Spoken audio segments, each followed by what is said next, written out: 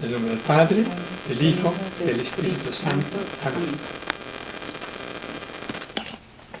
Te damos gracias, Señor, porque tu palabra sigue siendo viva y eficaz entre nosotros.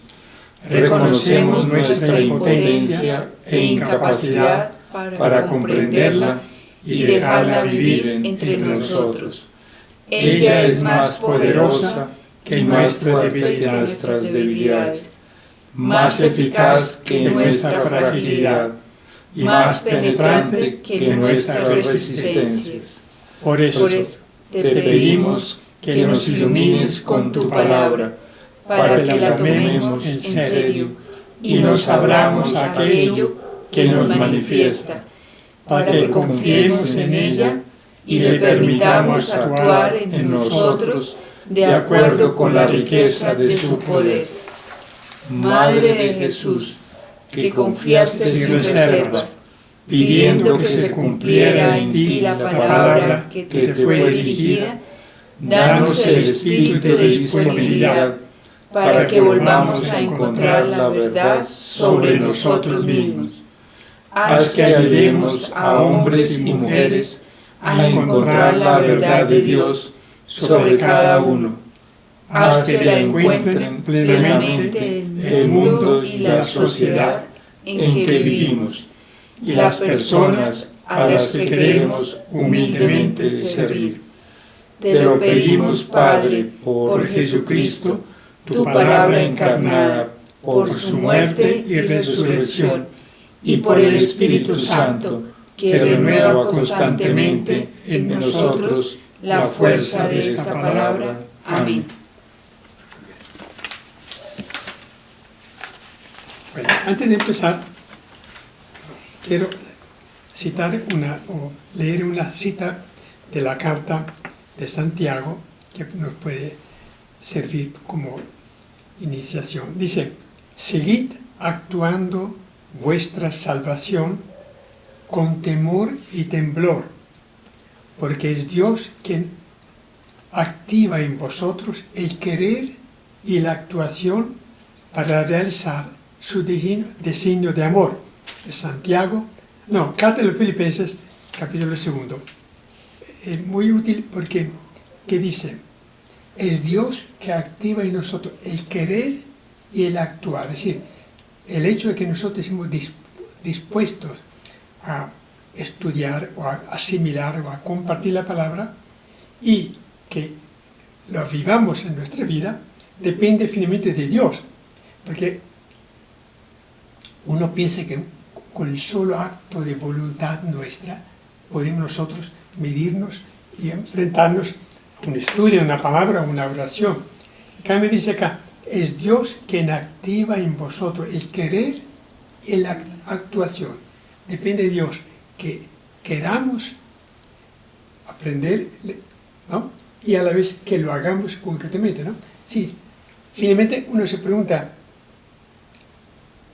entonces la iniciativa de uno desaparece casi porque es Dios el que impulsa mi voluntad para que yo haga algo y a la vez me sostiene durante la acción, el accionar.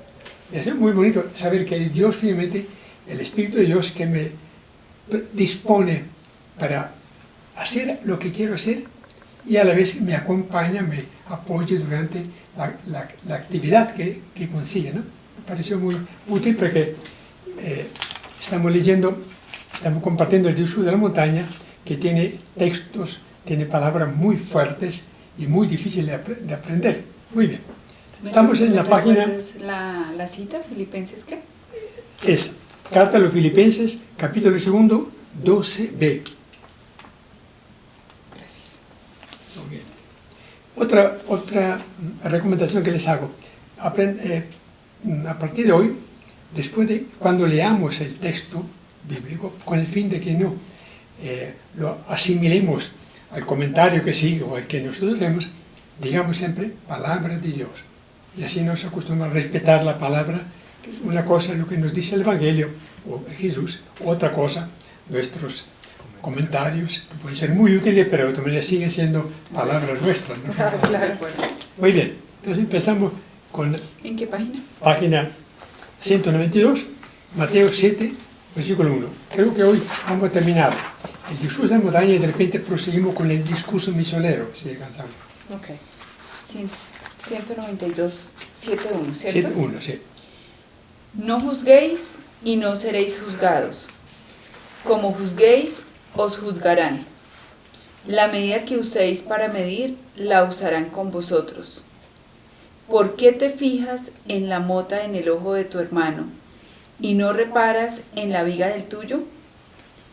¿Cómo te atreves a decir a tu hermano, déjame sacarte la mota del ojo, mientras llevas una viga en el tuyo? Hipócrita, saca primero la viga de tu ojo y entonces podrá distinguir para sacar la mota del ojo de tu hermano. Palabra de Dios. Te alabamos, Señor. Un momento de silencio.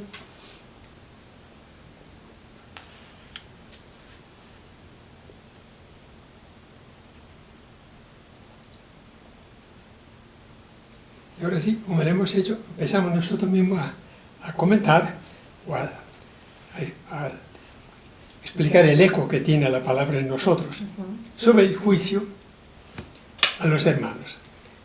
Mire que repite 3 veces tu hermano, tu hermano, tu hermano, lo que indica casi énfasis.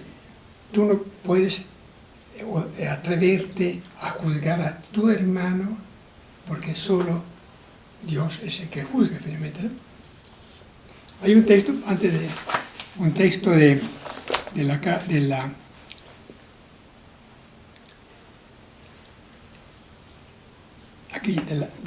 del Evangelio de Marcos dice: si cuando os pongáis de pie para orar tenéis algo contra alguno, perdonadle, para que también vuestro Padre que está en el cielo os perdone vuestras ofensas. Bueno, de repente no tiene mucho, pero de todas maneras es un texto que nos puede ayudar a actuar. Sobre el juicio, dice, no juzguéis y no seréis juzgados. ¿Qué es eso? Yo creo que desde pequeños uno tiende a colocarle título a todo. Totalmente. Alto, bajo, gordo, flaco, ancho, delgado. Y ahí ya uno está juzgando. Y obviamente con el pasar del tiempo es mucho más frecuente el juzgar y yo creo que es uno de los retos que tenemos, que es hay que entrenarse, yo creo, como cuando la gente va al gimnasio, en parar la mente cuando comienza uno a juzgar. Y siempre digamos que yo creo que eso es como tratar de sacar músculo, no, ya a cierta edad no va a ser tan fácil, pero no imposible. Sí. ¿No? Totalmente, y además creo que somos expertos en juzgar y muchos años, pero ahí la edad influye, por eso a los niños hay que enseñarles desde chiquito cómo ver las cosas desde la vida nueva de una vez, y con eso nos ahorramos un montón de tiempo. Y somos expertos en juzgar. Yo creo que todos, o por lo menos a mí me pasa, uno ve y ya está juzgando, pasan ideas, sí. Y es muy sutil, desde algo muy sutil hasta sentarse a hablar de los demás. Yo creo que a todos nos ha pasado. Cada vez tiende a ser menos por el camino, y gracias a Dios en la cita que pusiste, Emilio, nos explica que no somos nosotros, porque por nuestras fuerzas es que ni eso somos capaces de dejar. No. Nada, pero esa es de las que conscientemente es difícil, y como Mariana nos enseñaba, cada vez que uno se vea juzgando pensamiento o diciendo algo, Espíritu Santo, esto no es de Dios, absórbelo tú, entregarle cada cosita, desde lo más chiquitico, entregarle, absórbelo tú. Es un ejercicio, es una dinámica, porque no es mágico, no es que lo decimos y entonces ya yo mañana no juzgo, y me doy cuenta que juzgué el palito así chiquito que tenía el otro del ojo, y yo tengo una viga de este tamaño y ni la he visto.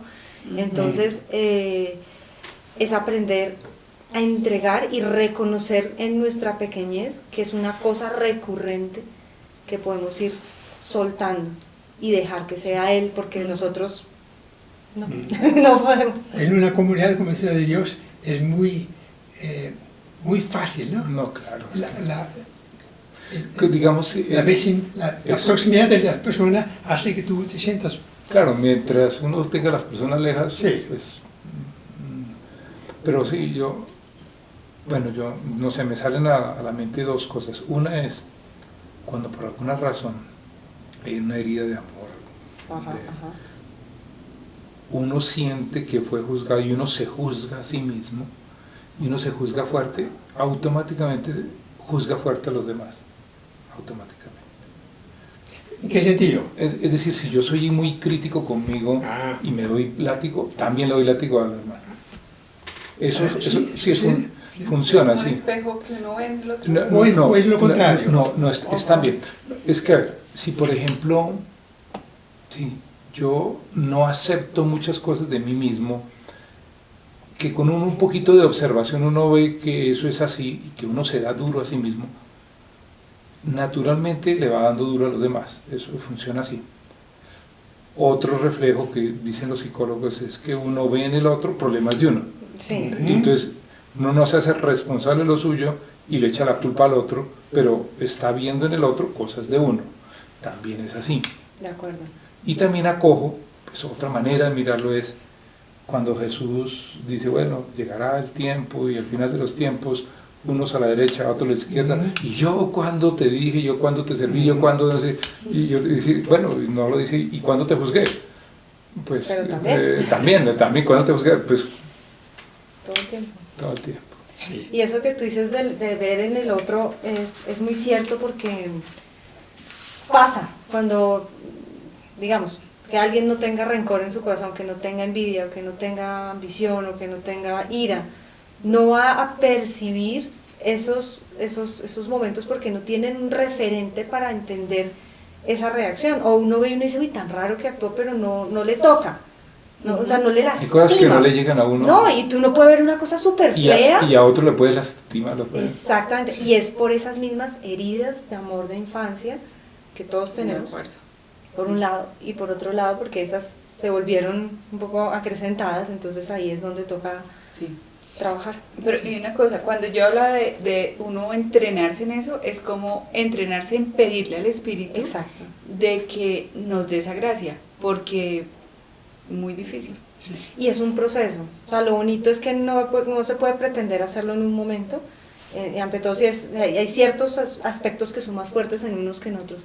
Y se va a tomar un tiempo en irlo entregando para que el Espíritu pueda actuar.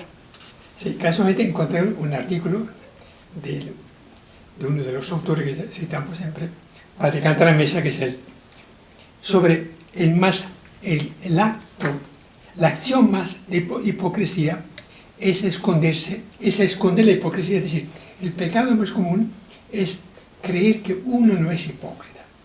Y encontré cosas muy interesantes porque analiza de dónde viene la palabra hipocresía. Luego dice, aparezco, por lo tanto soy. ¿Se acuerda que Descartes ha dicho, pienso luego por lo tanto existo, ¿no? Sí. Él dice, aparezco, finco de ser, por lo tanto soy. Sí, que el hombre está muy tentado de aparentar lo que no es, pero es lo que realmente muestra evidentemente a los demás. Pero luego dice, la hipocresía crónica crea una doble vida y es mentira. Dice, cuando la hipocresía llega a ser crónica, que es muy común, hay personas críticos siempre que critican a los demás, crea en el matrimonio y la vida consagrada la situación de una doble vida, una pública, muy evidente, la otra oculta, muchas veces diurna, la otra nocturna. Sí, que de día son una cosa, de noche son. Cita el texto, hay de vosotros escribas y fariseos hipócritas, que os parecéis a sepulcros blanqueados. Por fuera aparecen muy bellos, pero por dentro están llenos de huesos, de muertos y bueno. La hipocresía es una mentira. ¿Sí? Realmente, si uno no es sincero en la vida, es porque hay detrás de esto una mentira. Dice, una forma muy común de hipocresía es la doblez, es ser el uno y el otro, la insinceridad. Doblez significa una cosa y pensar otra. Decir bien de una persona en su presencia y decir mal tan pronto voltea la espalda. Tengo que traducir porque no. El juicio de Cristo sobre la hipocresía es como una espada cortante. Ya recibieron su recompensa. Y que dice haber hecho cosas bonitas, obras de caridad, de limosna, etc. Dice, ya recibió el aplauso de la gente, por lo tanto ya tiene su recompensa. Dios no va a recompensar las obras buenas porque ya recibió la alabanza, el elogio de los demás. Y cita un texto de Juan de la Cruz. Dice, a Dios le agrada más una acción, por muy pequeña que sea, hecha a escondidas, sin el deseo que sea conocida por los demás, que 1000 otras buenas acciones con el deseo que sean vistas, alabadas por los hombres, ¿no? Entonces, dice que la peor, la hipocresía más grande es afirmar que yo no soy hipócrita. Dice que es tan natural, tan propio de cada persona, ostentar, destacar las cosas buenas de uno, que difícilmente uno se da cuenta que es hipócrita, porque está afirmando cosas, siendo que de repente no es, sino una apariencia. Transparente, ajá. Uno está vendiendo fachadas, Sí. poniendo la mejor cara. Por lo tanto, invita... Necesitamos ser aceptados y queridos, ¿no? Sí, dice, exacto. Jesús llama a la hipocresía la levadura de los fariseos, porque dice, ellos se buscan a sí mismos con su piedad exterior, ¿no? Con su devoción. Dice, es la levadura de los fariseos. ¿Se acuerda que en un viaje en barca Jesús dice, cuídense mucho de la levadura de los fariseos?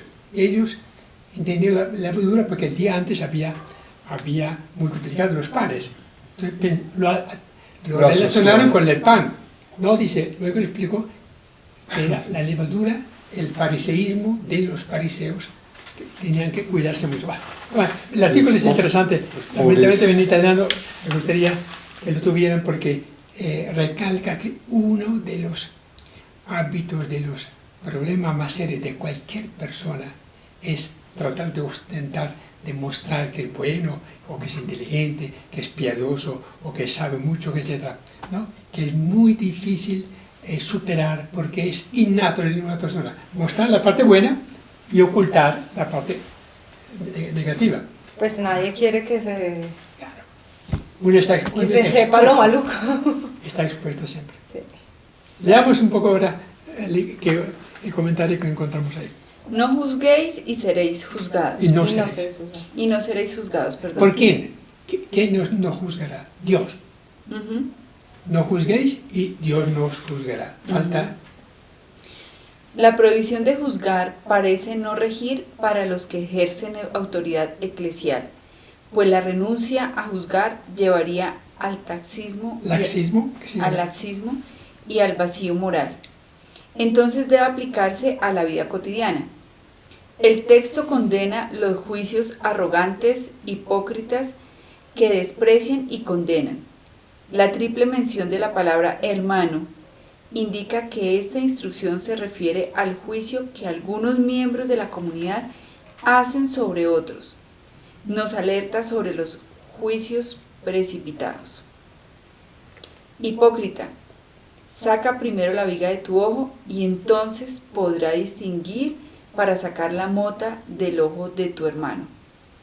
Hipócrita es también quien desprecia y condena las faltas y defectos del otro, sin antes haber corregido sus propios errores y faltas.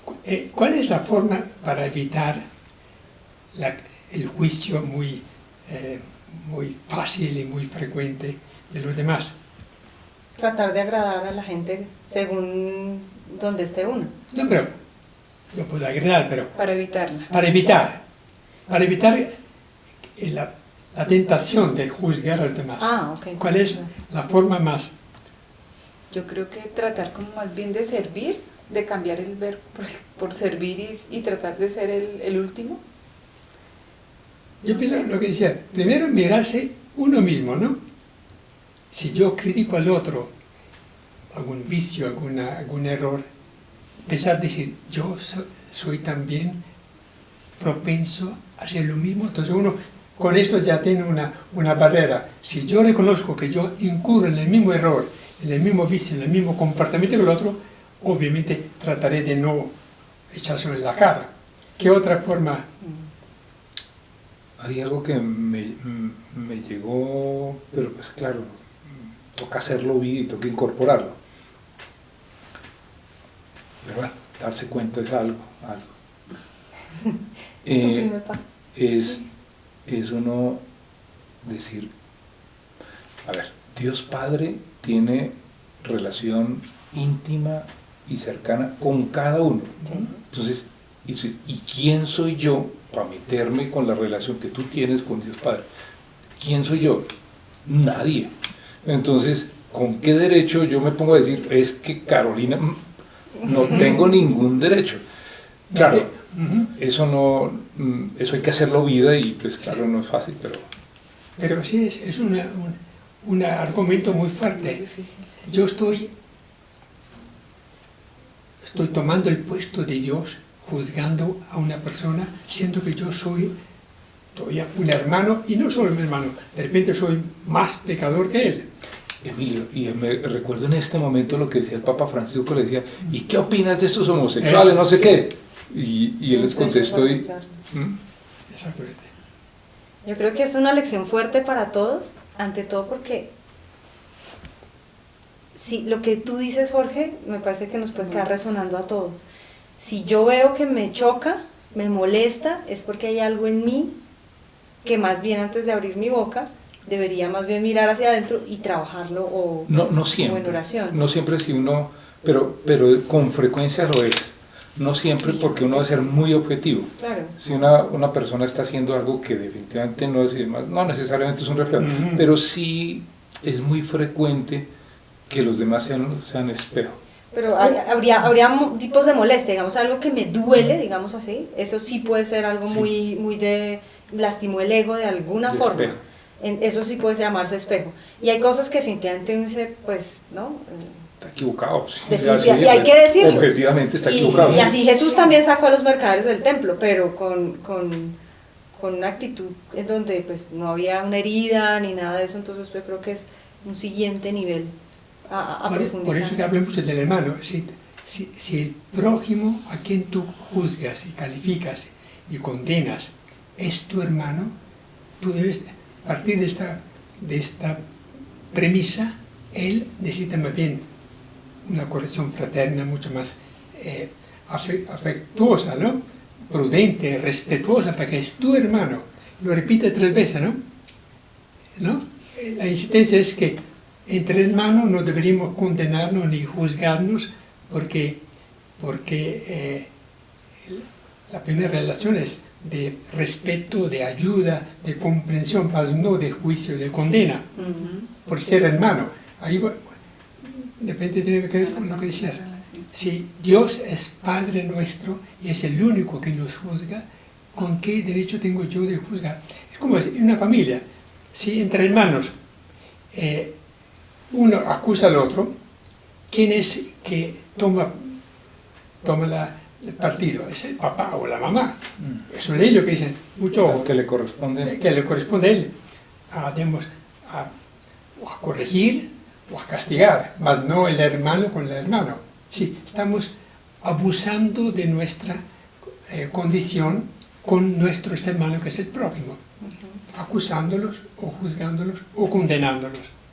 Que normalmente no es solamente un juicio, aquí es, detrás del juicio viene una acusación también, ¿no? Tú eres ladrón, tú eres perezoso, tú eres, bueno, lo que sea. Y ya queda plasmado un juicio y encasillamos a la persona, ¿no? Tú perteneces a este grupo. No es fácil, uno dice, el padre Cantale me dice, uno de los fenómenos, de las conductas más comunes, decir que no somos hipócritas es una hipocresía, dice él. Claro. Porque negamos algo que es tan común en todo, desde autoridades hasta los últimos, todos tratamos de aplicarle a una persona un calificativo. Tú eres de estos, eres ladrón, eres impuntual, eres desarreglado, eres... Bueno, y con eso marcamos a la persona. Y luego la palabra hermano, uno, listo, en comunidad o en la familia ya es complicado. Y cuando es alguien que ha hecho realmente mal y todo, y nosotros ¿cómo somos? Juzgando a las personas que ni conocemos. De acuerdo. Y que son hermanos. Y sigue siendo tu hermano. Exactamente. Aunque sea un guerrillero. Ah, sí. Claro, yo creo que igual es como también uno mirar su historia y ver, digamos, pues todas las metidas de pata que ha tenido uno y imaginarse cuando estemos ya en la presencia, cómo va a ser ese juicio de esas metidas de pata. Entonces, ahí en ese momento como que uno dice, si yo quiero que me juzguen Suavecito. suave, pues entonces... Sí, pues sí. Y pensar, Baja el volumen. Sí.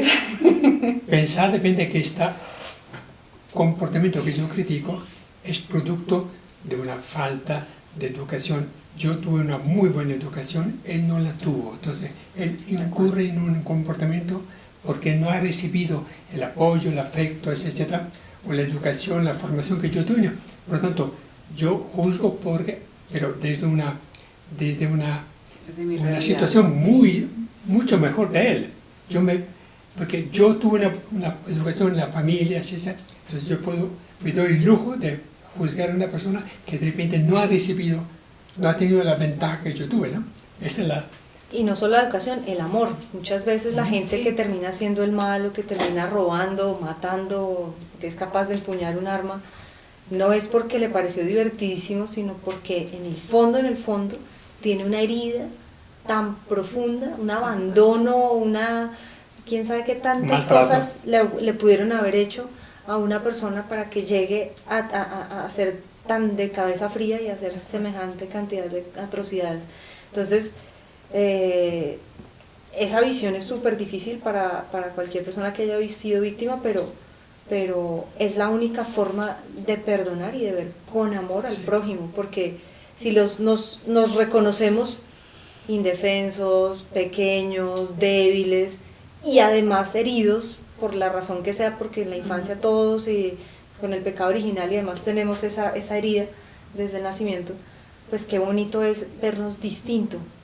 Primero como hermanos y segundo reconocernos tan frágiles que yo puedo ser más frágil que el que estoy criticando, así sea el más terrible supuestamente de las personas. Entonces aquí yo creo que viene una reflexión muy profunda para todos. Normalmente nosotros criticamos a las autoridades, los que desempeñan un rol público, una función pública, ¿no? Hasta cierto punto la crítica es muy sana cuando viene acompañada, primero con palabras que sean aceptables, corteses, ¿no?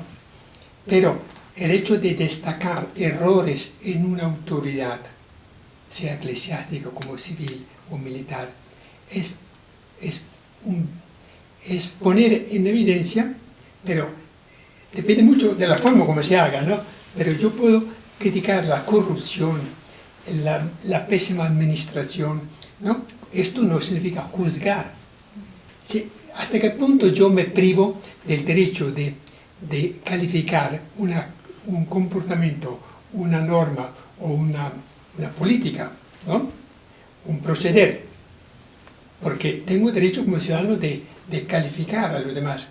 ¿Es juicio contra el que es condenado por el Evangelio o es un derecho el hecho que yo juzgue una actuación pública de una autoridad eclesiástica o civil?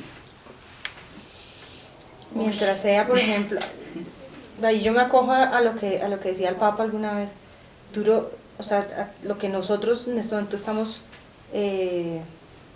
trabajando o mirando es el pecado y no al pecador. No puede ser contra la persona que es capaz de robarse la plata de un hospital, de pronto no se entera que está matando cientos de personas o miles de personas. El que se robó la plata de tapar un hueco, no se enteró que alguien cayó al hueco y se mató en un accidente, y ha pasado muchísimo. Entonces, viene un poco de nuestra propia inconsciencia, y cuando uno criticar el pecado como tal, en este caso la corrupción o la mala gestión, pero pues sí hay que decir las cosas. Nosotros, por ejemplo, mandamos cartas a la alcaldía cuando vemos alguna gestión que no está, o las calles llenas de huecos o alguna cosa, y responden. Entonces, sin ser groseros, pero pues exigiendo algo que además está pagando, ¿no? Es como, yo diría que sea la forma como uno juzga, califica, sí. depende mucho de esto, porque no nos privamos del derecho de calificar lo bueno, lo honesto, lo deshonesto en una autoridad o en un... Porque esto conviene sacar a flote, digamos, problemas que existen para poder corregir. Yo pienso que en esos casos depende mucho de la forma como yo juzgo la actuación de una persona de la cual que está al servicio de la comunidad. Por lo tanto, hay que ver el no juzguéis. Pienso que es un poco en las relaciones entre una familia, en una comunidad, en la sociedad, que es muy fácil criticar. Sí, pienso que es un llamado de atención a cuídense en no juzgar, siendo que si tú cometes el mismo error que ellos, tú tienes que primero que todo acusarte a ti mismo y luego tratar de ayudar a los demás, pero no caerle. Sí, ¿qué opinas? Como cuando uno dice que hacer una crítica constructiva sería, digamos, como la idea, o sea, no solamente el juzgar, digamos, para condenar, sino teniendo, digamos... Para construir, para edificar algo, para mejorar. Sí. Y con cosas concretas, porque pues ya no juzgar porque me pareció que, sino ya sobre hechos concretos que uno pueda tener como una sustancia para poder hablar. Si hay como fuere, primero tengo que juzgarme mismo. Si yo mismo incurrí en el mismo error, ¿con qué derecho, con qué autoridad tengo yo para juzgar a una autoridad que comete el mismo error? Pienso que ahí apunta este texto, ¿no? Antes de quitar la viga del ojo ajeno, tengo que y ponernos en los zapatos del otro. Porque a veces uno alcanza a ver una parte de la película, pero el que está en el poder es un títere, y luego debajo de eso hay una estructura tan corrupta que el pobre que está mandando trata, pero la estructura es más fuerte que el mismo. Entonces es muy difícil. Y también cuando muchas personas decimos, es que como se le subió el poder y no se queda la cabeza, yo creo que todos también deberíamos preguntarnos si a mí me tocara ese cargo, seguramente también se me correría la teja. A muchas personas les pasa, y uno no estaría exento ya con tanto poder, con tanta cosa encima. Tener todo el control. Caer en eso es una tentación grandísima para el que tenga la oportunidad de tener poder. Por ejemplo, un jefe, un superior, antes de juzgar a los demás, ahí sí él debería primero sondear su corazón, su conducta, para ver si él mismo comete el mismo error, cómo va a juzgar y a condenar y a acusar a los demás. Eso es mucho más común, ¿no? Y tratar de escuchar. Sí. De todas maneras, creo que el llamado de Jesús es muy oportuno. Somos proclives, propensos fácilmente a juzgar a los demás antes de vernos juzgados nosotros mismos. Creo que es así. Sí. Muy bien, llegamos al versículo 10. Es incompleto, voy a completar yo. No deis a los perros lo que es santo. No echéis vuestras perlas delante de los puercos, a no ser que la pisoteen con sus patas y después, volviéndose, os despedazará. Miremos el texto de Mateo, porque está incompleto lo que está ahí. Mateo 7:10. 7:10. Dice, no deis a los perros lo que es santo, no echéis vuestras perlas delante de los puercos, no sea que la pisoteen con sus patas y después volviéndose os despedacen. Palabra de Dios. Te Te Te alabamos, alabamos, Señor. Señor. El único evangelista que trae esta cita es Mateo, ni lo tiene ni Lucas, ni lo equivalente. Y es muy, ha causado y suscita siempre discusiones. ¿Quiénes son los perros a los cuales no hay que echar las perlas? ¿Y quién soy yo para saber quiénes son los perros y juzgar? En ese tiempo eran muy probablemente los paganos, los romanos. Él recomienda no compartir, no den cosas sagradas,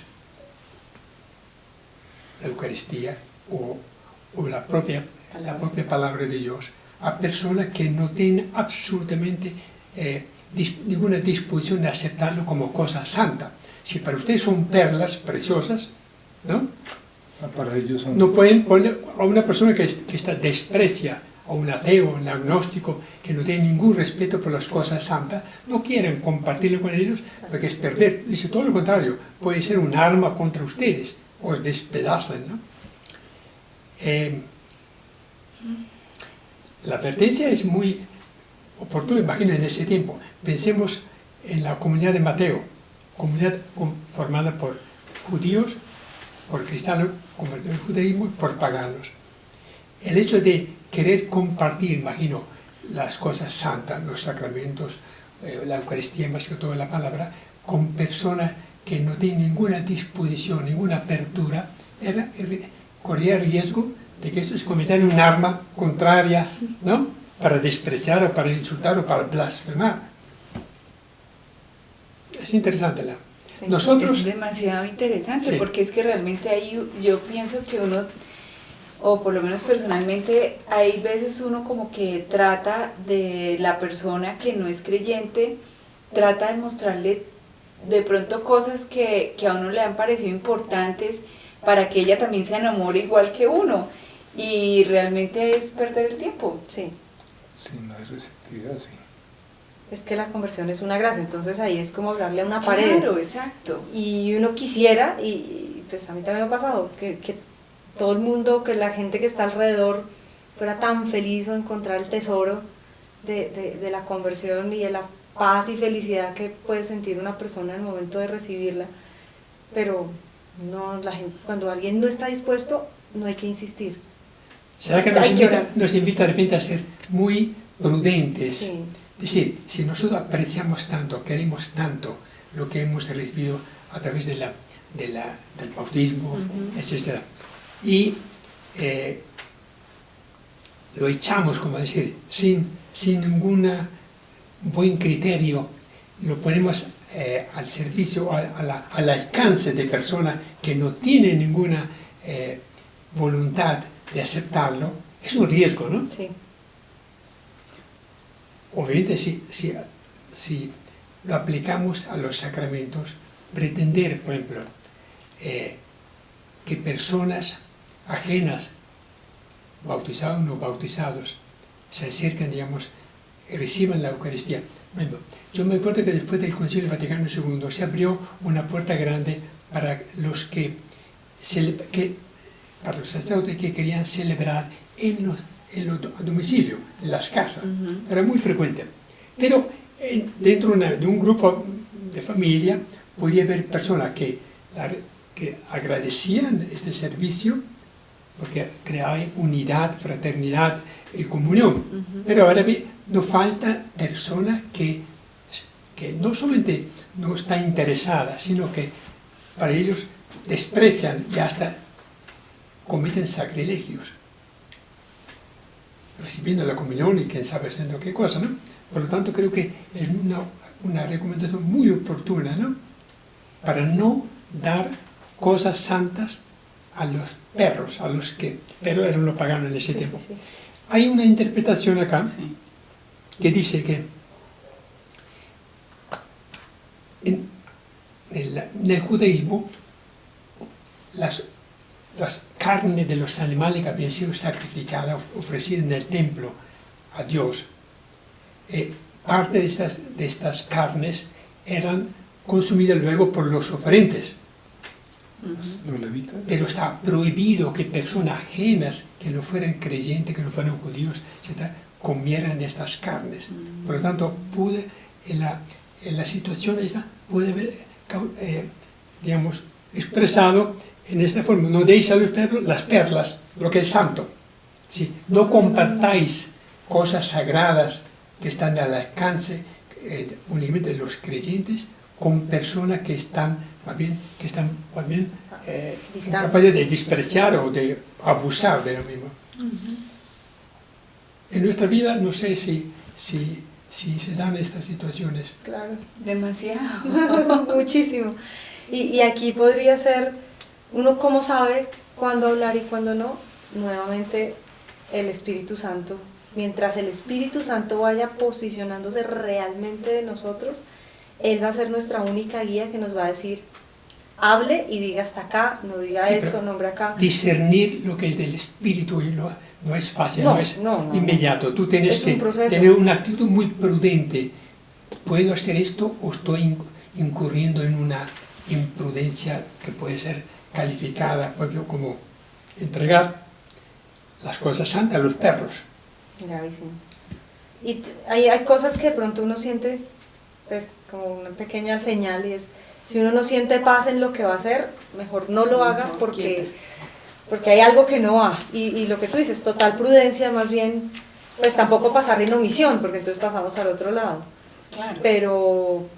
Pero pues sí ir actuando más bien prudentemente y poco a poco, en la medida en que uno puede ir sintiendo, es muy sutil la voz del Espíritu, y por eso es importante entrenarnos en poderlo escuchar, para poder hablar lo que tiene que ser, cuándo y dónde tiene que ser y con quién tiene que ser. Por ejemplo, el hecho de convertir ciertas palabras del Evangelio en chistes, que es muy común. A veces hay chistes muy atrevidos que tienen que ver un poco con cosas santas, la Biblia o sacramento o cosas de la iglesia, volverlo chiste, para que todo el mundo se ría y eso sucede a veces en la sociedad. Entonces, esto viene a ser una forma de entregar las cosas santas a los perros, para que sea motivo de esparcimiento, de ironía, de todo, ¿no? Para divertir a la gente. Es una forma también que tenemos que cuidarnos mucho.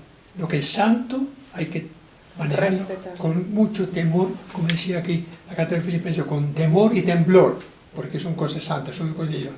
Y no ponerla a disposición de personas que la desprecian o hasta llegan a convertirla en un juego. Y que sea un proceso. Los primeros cristianos duraban 3 años en preparación antes de ser bautizados.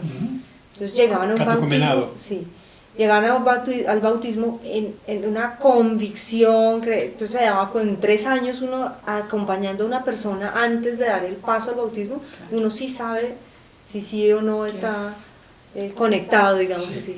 Entonces, pues, que sea también un proceso y no querer uno que la persona de una vez entienda y esté en cierto nivel o lo que sea, porque no va a pasar. Dice, de lo contrario, sufriréis vosotros mismos. Es decir, muchas veces ese tipo de compartir cosas santas puede volverse en contra de uno. Sí. Termina diciendo, el libro de Proverbios 23, 9, dice: a oído del necio no habléis, porque se burlará de la prudencia de tus dichos.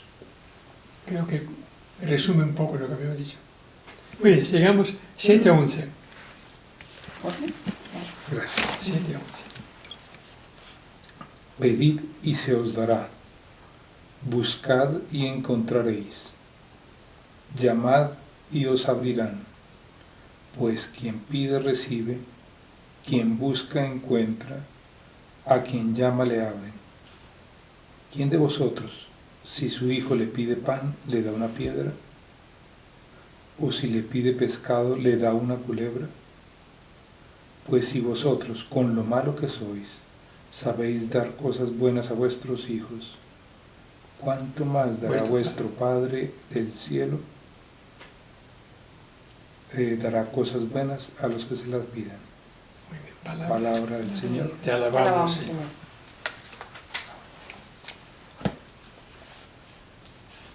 pedid se os dará. Un texto bien muy importante porque tiene que ver con la oración. Bueno, hemos estudiado el Padre Nuestro. Tengo que algunos apuntes. Los grandes ejemplos de oración en el Antiguo Testamento, ¿quiénes son? Entre los patriarcas, ¿quiénes fueron grandes hombres de oración? Abraham, ¿no? Abraham, Moisés, Moisés, y más. Elías, ¿no? Algunos de los, Jeremías, Samuel, David, al cual se atribuyen los salmos. En el Deuteronomio, capítulo 4, 29, dice, hay que buscarlo, buscad, encontraréis. Hay que buscarlo de todo corazón, lo que indica que uno tiene, de todo corazón, tiene previa una conversión del corazón. Uno no puede buscar a Dios conservando o siguiendo una vida contraria, ¿no? Buscarlo de todo corazón. Ok. Comentarios o reflexiones sobre esto. Es la oportunidad para que quien realmente quiera encontrar la verdad pueda pasar de ser un terreno árido a ser un terreno fértil, y que aquello que de pronto otra persona le pueda decir en evangelización o lo que sea, entre a su corazón. Como que complementa al anterior, porque si a uno no es terreno fértil y le tratan de evangelizar, pues se perdió esa oportunidad. Pero si uno quiere, el Señor prepara todo para que cuando llegue esa oportunidad podamos recibirla como corresponde. Entonces estaría conectado, porque el Señor siempre escucha. Yo lo que creo aquí es que también tenemos mucho la tentación de pedir mal. O sea, no pedir la voluntad de Dios, sino pedir según mi voluntad. O sea, yo quiero, cuando se pide muchas veces en oración, muchas veces yo siento que se pide desde mi ego y desde como lo que yo quiero imponer. Y digamos que ahí sí quiero escuchar los que dicen ustedes, porque... Sin embargo, es muy tajante. La palabra de Dios dice, pedid, se os dará, buscad y encontraréis, llamad, significa llamar, tocar a la puerta, se os abrirá. Bueno, nosotros en nuestra vida de oración no ponemos pero siempre cuando sea conforme a tu voluntad, sino simplemente pedimos, llamamos, buscamos. Detrás de esta palabra está una confianza plena, total, de que lo que yo pido se me dará. Bueno, entonces, esta es la tentación muy grande, que uno es pedigüeño, siempre está propenso a pedir y a buscar, pero la promesa de Jesús es, pedid, se os dará. Empecemos por ahí. Y así es. Es pedir desde el corazón. Depende qué pide uno. Exacto. Jesús, obviamente, lo que pedía el Padre lo recibía, porque pedía únicamente que viniera su reino. Pero nosotros pedimos un montón de cosas. ¿Será que se cumple realmente esta promesa? Pedid, se os dará. Sí, se cumple. Buscad y encontraréis. Pues literalmente no, porque uno a veces pide cosas que no corresponden, no están desencajadas. Y el Espíritu se encarga de orientarlo. Muchas veces uno pide, no sé, de todo y te llega otra cosa alrededor de uno eso. mira por qué le llegó eso y no lo que usted pidió. Exacto. Bendito Dios, no todo lo que pedimos se da, y si no, este mundo ya se hubiera acabado. Los solo pensamientos de lo que yo deseo, menos mal no sucede. Porque hay veces que uno desea llevarse a alguien por delante, por ejemplo. Sí.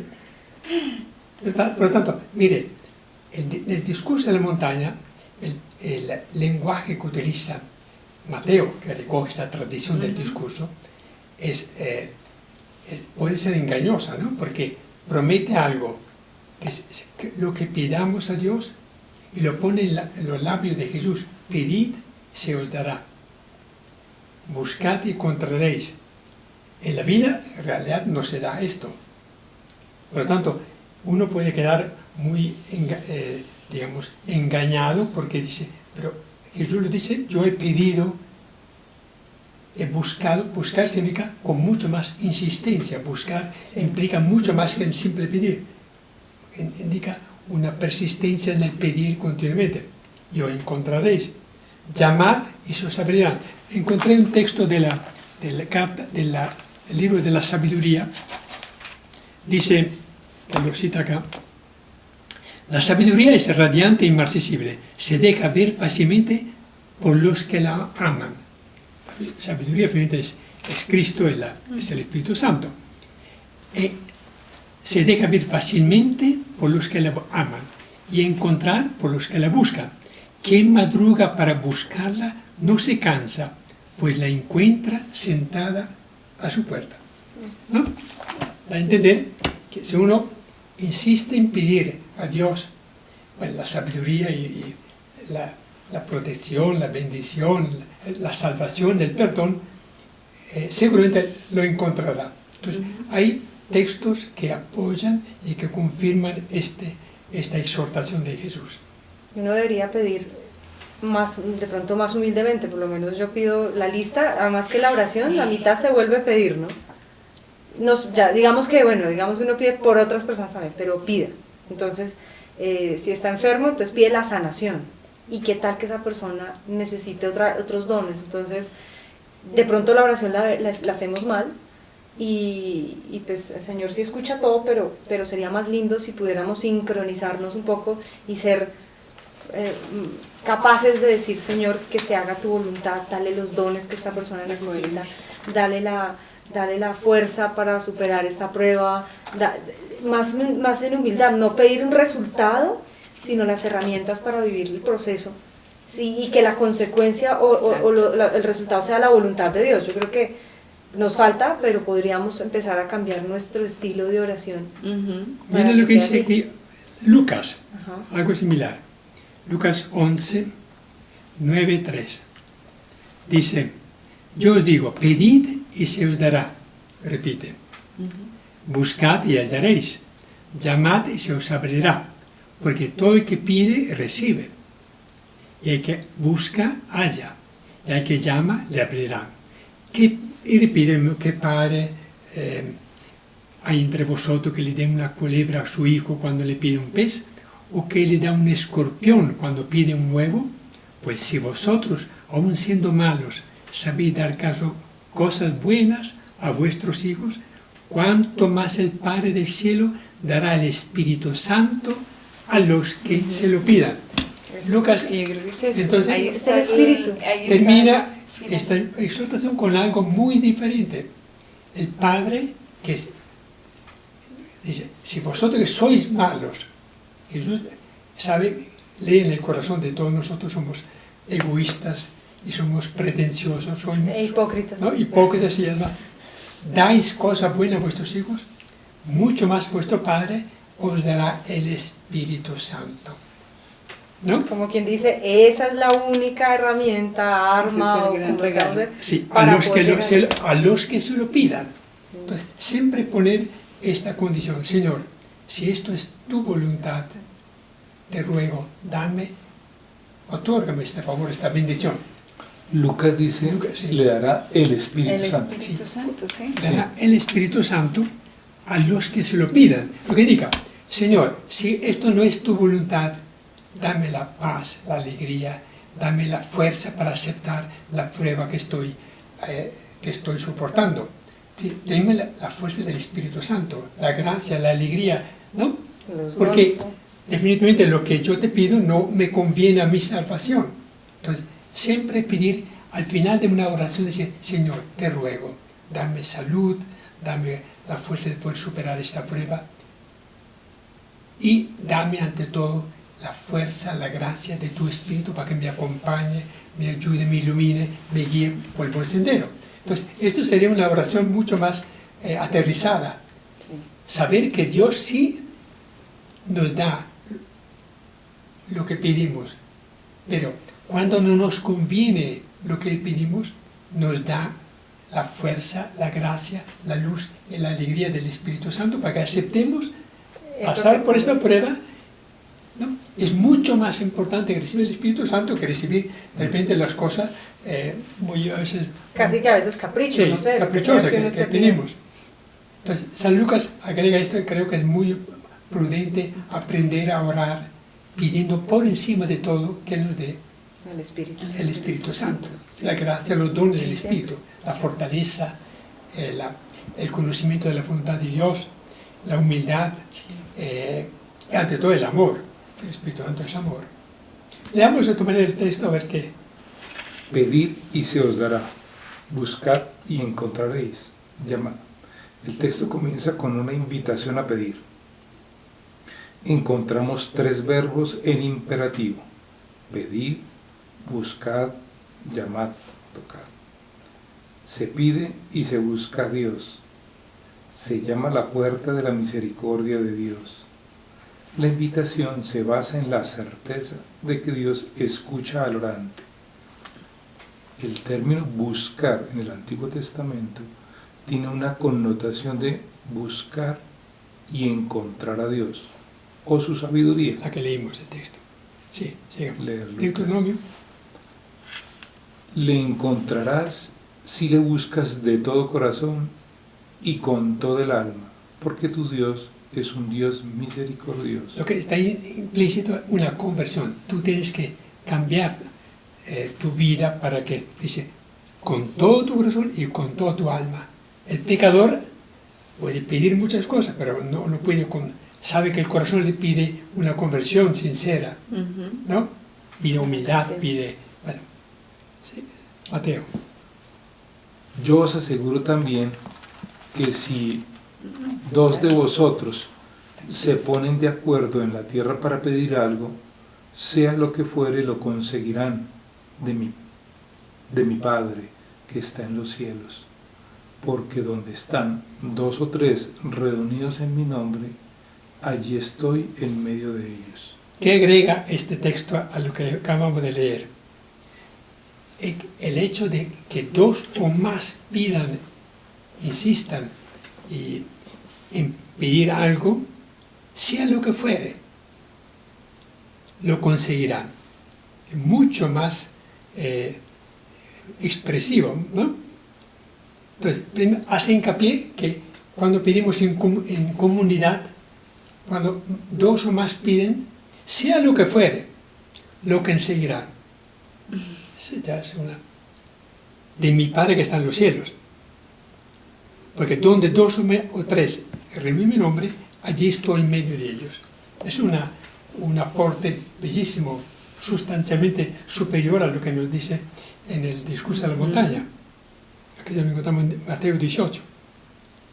Entonces, la fuerza que tiene la oración en comunidad y confiar de que Jesús está presente, que por lo tanto él mismo es el abogado, el intercesor ante Dios, ante el Padre que está en el cielo. Ahora imaginemos esa oración con el Espíritu Santo, aceptando la voluntad de Dios y en continua conversión, como dice San Pablo. O sea, no decir yo ya estoy acá, sino siempre caminar en continua conversión. Sí. Esa es como la mezcla. No podemos tomar solamente un versículo, sino comprender la totalidad para poder ver que es con la conversión, con el Espíritu y en comunidad que vamos a poder dar pasos hacia la salvación. Como decíamos el sábado, la conversión, el llamado es a cada uno, pero el camino es en comunidad. Imposible hacerlo solo. Hay un texto en Marcos también interesante, Marcos 11, 23. Sí. Dice, sobre el episodio de la higuera seca: yo os aseguro que quien diga a este monte, quítate y arrójate al mar, algo imposible, ¿no? Sin vacilar en su interior y creyendo que va a suceder lo que dice, lo obtendrá. Por eso os digo que obtendréis todo cuanto pidáis en la oración si creéis que ya lo habéis recibido. Darlo por y si cuando os pongáis de pie para orar, tenéis algo contra alguno, perdonadle, para que también vuestro Padre, que está en el cielo, os perdone vuestras ofensas. Marco agrega una nota. Primero hay que perdonar y luego uno tiene el derecho de pedir al Padre que nos dé.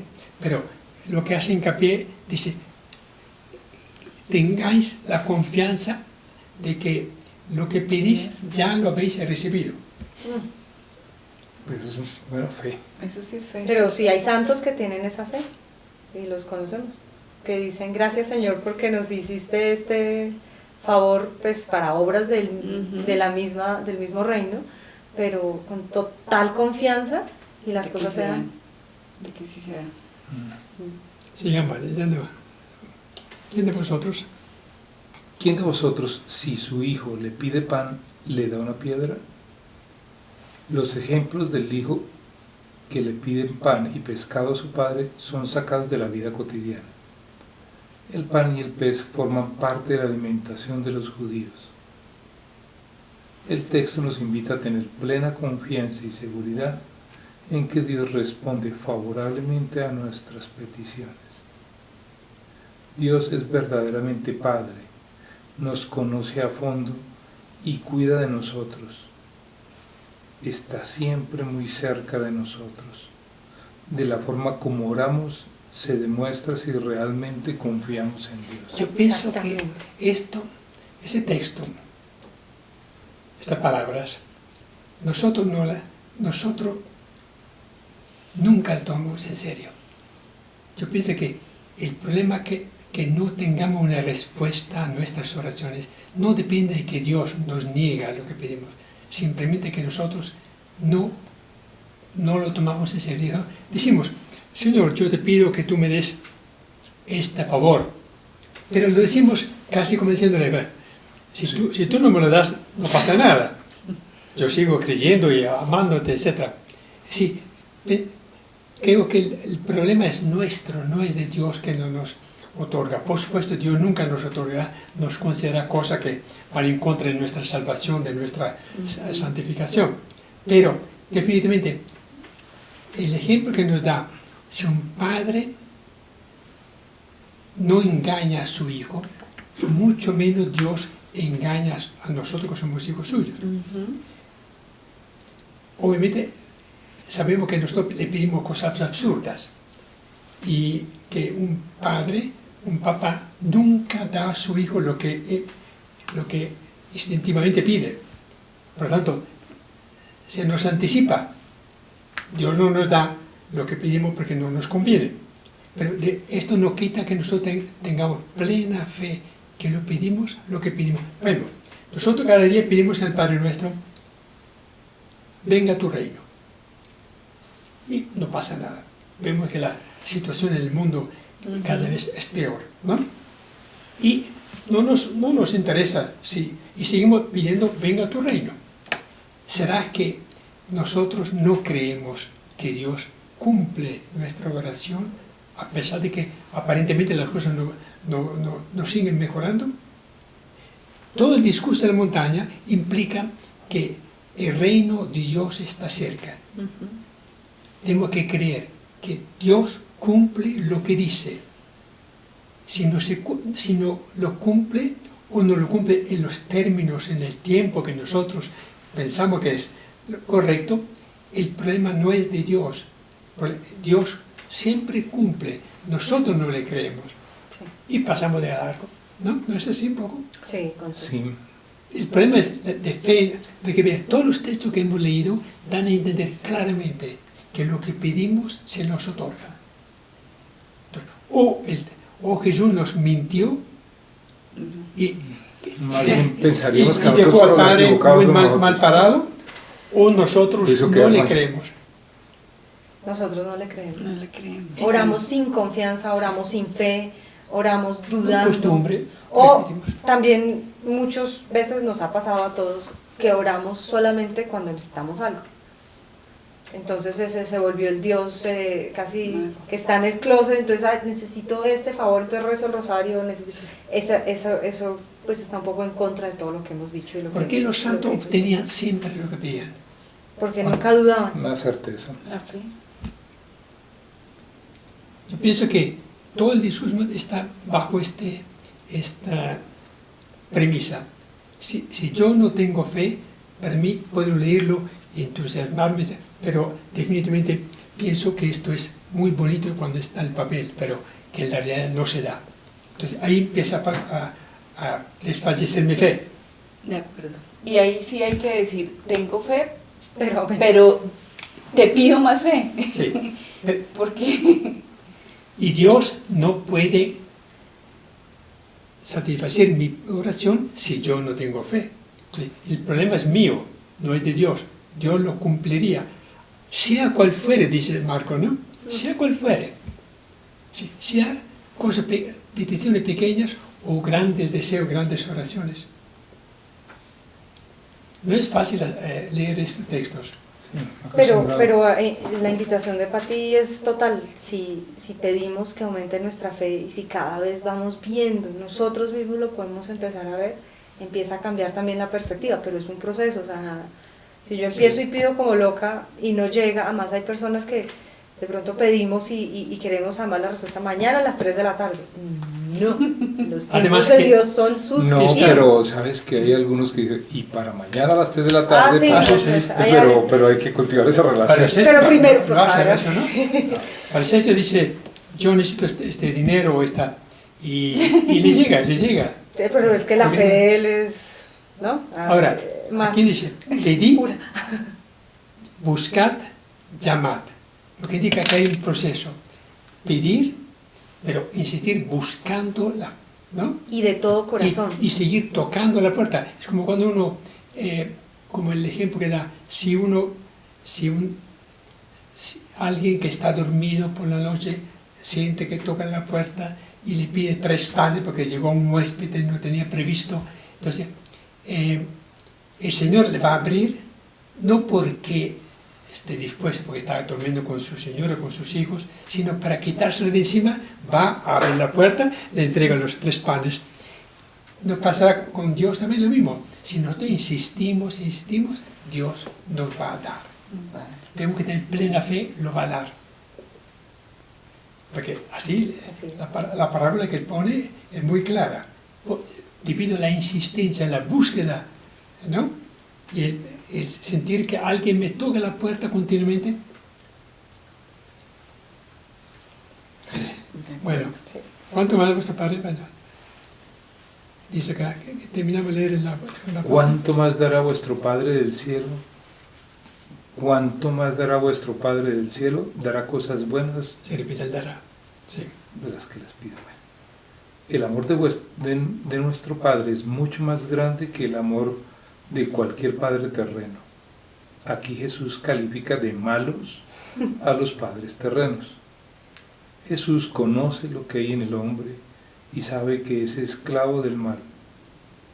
Sin embargo, si aún siendo malos sabemos dar cosas buenas a nuestros hijos, cuánto más nuestro Padre que está en los cielos dará cosas buenas a los que se lo pidan. San Lucas dice, en vez de cosas buenas, os dará el Espíritu Santo, que es lo máximo que tiene Dios Padre.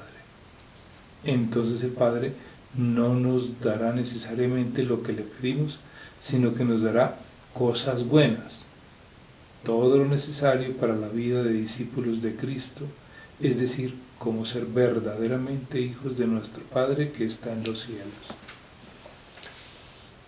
No cosas buenas, sino el Espíritu. Él, que es infinitamente superior. Claro.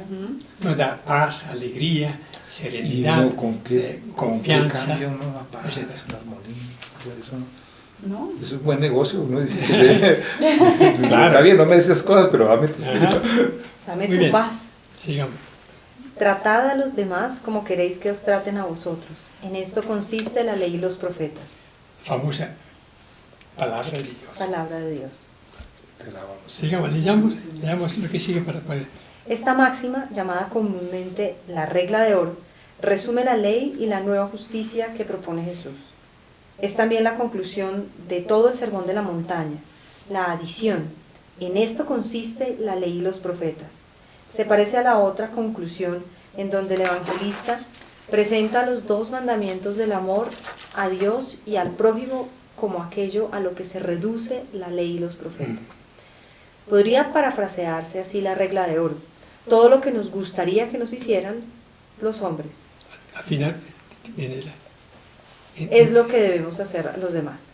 Es decir, que nos trataran como enseña Jesús en el Sermón de la Montaña, que no nos hirieran con palabras que matan, que no nos juzgaran ni condenaran, que nos amaran aunque seamos sus enemigos, que nos trataran como hijos del mismo Padre, con amor y respeto. Tengan en cuenta, hay un cambio. En el Antiguo Testamento, no, mejor dicho, en la cultura de ese tiempo existía la misma regla de oro que decía: no hagáis a los demás lo que no queréis que se hiciera. Jesús la pone en positivo. Tratad a los demás, haced a los demás lo que os traten, lo que deseáis que os traten. Entonces, convierte la regla de oro que estaba en términos negativos en algo positivo. Hacedlo. Que es mucho más, porque es solo evitar de no hacer a los demás lo que les duele, es algo ya, ¿no? Yo no voy a atropellar a los demás, porque yo no quiero ser atropellado. Pero hacer a los demás es mucho más, es tomar la iniciativa de hacer todo el bien que yo quisiera para mí, y lo hago a los demás. Servir, es un paso inmenso, ¿no? Claro, pues se ve totalmente distinto. Porque eso implica que todo lo que está a mi alcance, yo debo hacerlo a mis hermanos. Ejemplo, testimonio, ayuda, etcétera, etcétera, ¿no? El solo no hacerlo no sería mérito. Ley y los profetas. Eso prácticamente es el resumen de todo el discurso de la montaña. Claro. El resumen también de los dos mandamientos del amor: amor a Dios y al prójimo. Sigamos. Entrad por la puerta estrecha, porque ancha es la puerta y espacioso el camino que lleva a la perdición, y son muchos los que entran por ella. Pero qué estrecha es la entrada y qué angosto el camino que lleva a la vida, y pocos son los que dan con ella. Palabra de Dios. Te alabamos, Señor.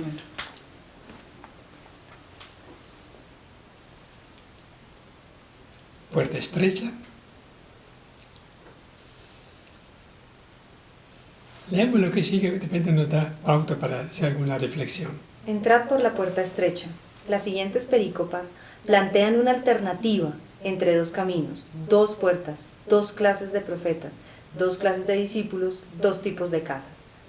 Eso tiene como fin inducir al discípulo a tomar una decisión, una opción por la vida, con todas las consecuencias que se derivan.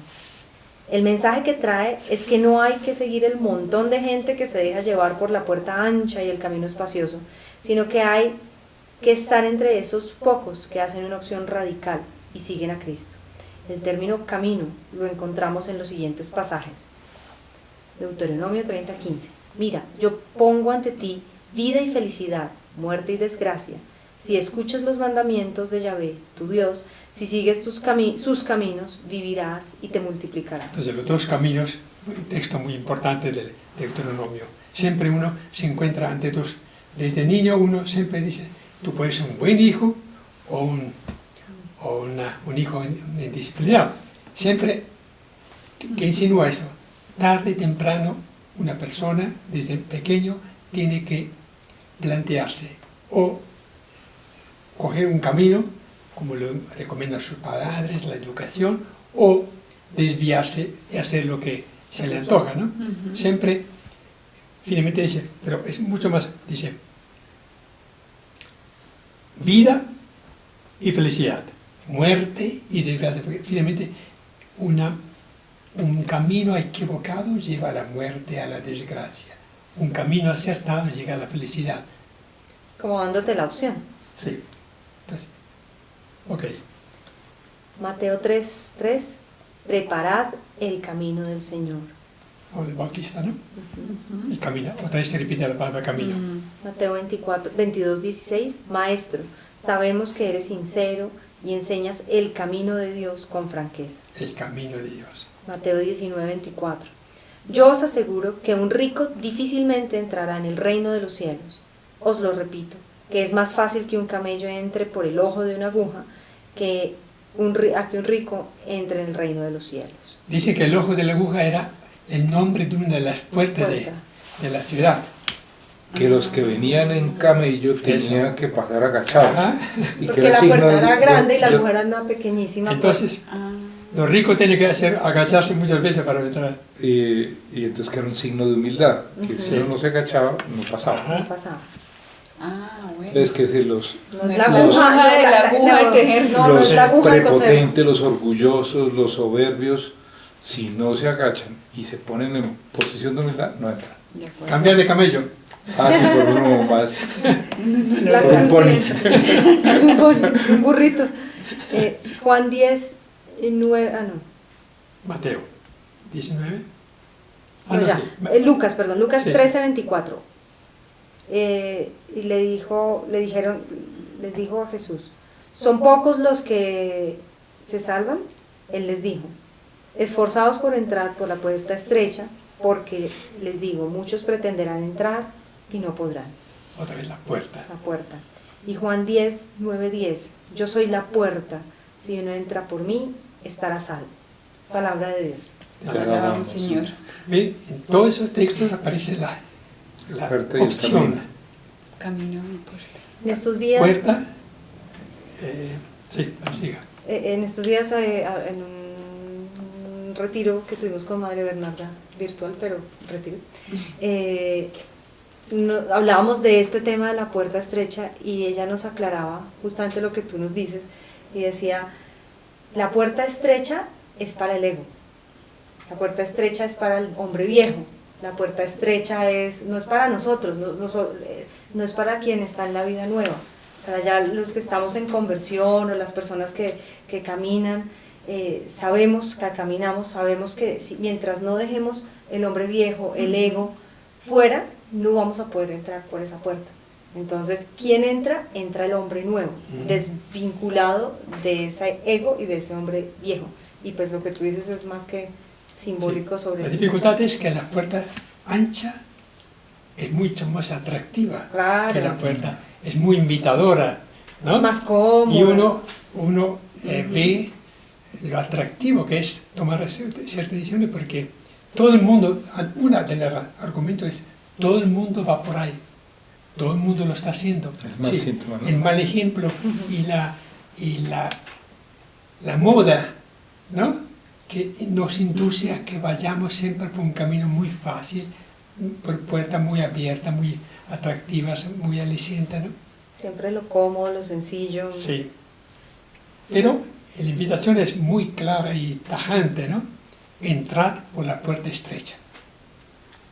Una vez más, si uno tiene fe en la palabra de Jesús, no tiene la menor duda de que continuamente uno tiene que preguntarse, ¿estoy haciendo lo que me gusta, lo que me agrada, a pesar de que hay un camino mucho más difícil, mucho más...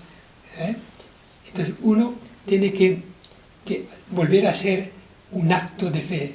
Jesús me pide continuamente que yo escoja siempre la puerta estrecha. No es el camino es el camino de pronto más difícil, pero más seguro. Sí. Y cuando uno deja que sea la voluntad de Dios y elige un camino en voluntad de Dios, no es más difícil, es más fácil. Sí, exacto. Es No más se fácil vuelve porque uno difícil. dice, ¿cómo hiciste tal cosa? No se siente No es el un peso esfuerzo. cuando ese sacrificio o lo que sea se hace en amor. Sí. Cuando es pesado, ya no va bien, ya no suena bien. Sí. Y como los padres de la iglesia hablaban, el pecado es autoafirmación, cualquier cosa que me autoafirme. Entonces, en ese discernir de para dónde voy, si por la puerta angosta o no, me autoafirma, pues seguramente voy por el camino ancho. No me autoafirma, entonces voy por el camino, por la puerta estrecha. Es una forma de verlo también. Y para entrar por la puerta estrecha, ¿qué tiene que hacer uno? Adelgazar. Ah, sí. Adelgazar, sí. Privarse de cosas que son que no son útiles, que sobran, ¿no? Porque si uno pretende entrar en el reino de los cielos con todo lo que me llevo a la casa, ¿no? Uno tiene que privarse poco a poco y llegar al fin de sus días con lo único que Dios, sí, con virtudes, ¿no? Mas no con tantas cosas, porque cuanto más nos echamos encima cosas, tanto menos probable que entremos por la puerta estrecha.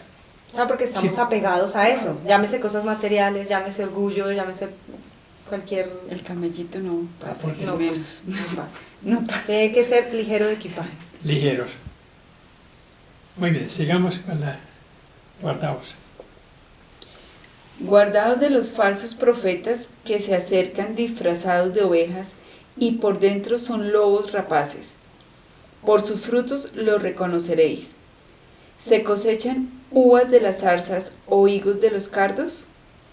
Un árbol sano da frutos buenos. Un árbol dañado da frutos malos. Un árbol sano no puede dar frutos malos. Ni un árbol. Ni un árbol dañado puede dar frutos buenos. El árbol que no dé frutos buenos será cortado y echado al fuego. Así pues, por los frutos lo reconoceréis. Entonces, toca el tema de los falsos de profetas. Te alabamos, Te alabamos, Señor. Imagino que la comunidad de San Mateo, la comunidad de Antioquía, habrá habido buenos profetas y falsos. Inevitable que en una comunidad, ante todo recién fundada, ¿no? Hubiesen habido personas que improvisaban, que se autorizaban, ¿no? Como para poder proclamar un evangelio diferente del evangelio de Jesús. Entonces pone en alerta, guardaos de los falsos profetas. Y siempre a lo largo de la historia de la Iglesia siempre ha habido buenos, verdaderos profetas y falsos. En la época de Isaías, de Jeremías, de Amós, se habla de los falsos profetas, ¿no? Y en esta época, ¿no? Hoy día con la facilidad, el auge de las comunicaciones y red, ¿no? Muchos youtubers que... Los hay muchísimos que predican un evangelio que no es el evangelio de Jesús. No, y ahora sí que yo creo que más, o sea, mucho más, por la facilidad que hay. Claro. Se disfraza mucho, Sí. digamos, de ángeles o cosas. Y se pinta muy bonito. Cuando se pinte tan bonito, exacto. Revisemos. Cautela. Revisemos, sí. Entonces, el riesgo sigue de actualidad, de inminente. Uno tiene que cuidarse mucho y no tragar entero lo que le predican, cosas que aparentemente son muy atractivas, son muy bonitas, pero no tienen nada que ver con el discurso de la montaña. Un buen filtro sería ese, sea lo que sea, así utilice, porque utilizan textos bíblicos. Sí. Utilizando textos bíblicos, uno debería pasar por el filtro del discurso de la montaña a ver si sí o no está. ¿Y cuál es el criterio? Los frutos. Árbol bueno da frutos buenos, árbol malo, sí. La única forma de poder ver si el mensaje de un profeta es bueno, de los frutos, de la vida, de las virtudes, de los resultados que está dando, ¿no? De su testimonio de vida. Sí. No lo que habla, sino lo que realmente hace. Porque aparentemente puede ser un gran santo varón, puede ser una persona muy, muy ilustre, muy sabia, etc. Pero si los frutos, si los resultados a corto o mediano plazo no son buenos, obviamente uno saca la conclusión. Jesús mismo nos da el criterio para poder juzgar, discernir. Por sus frutos lo reconoceréis.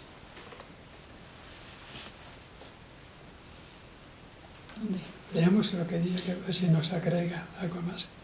La mayoría de los judíos. La mayoría de los estudiosos piensan que Mateo, al hablar de los falsos profetas, se refería a ciertos miembros de la comunidad cristiana que no producían frutos buenos y que a pesar de proclamar su fe en el Señor, cumpliendo gestos espectaculares como profecías, exorcismos y milagros, no hacen la voluntad del Padre, no ponen en práctica las exigencias del Sermón de la Montaña. Los falsos profetas vienen disfrazados de ovejas, es decir, como buenos miembros del pueblo cristiano. En cambio son lobos rapaces, malos cristianos. Jesús nos indica cuál es el criterio para identificar los falsos profetas. Es el criterio de los frutos.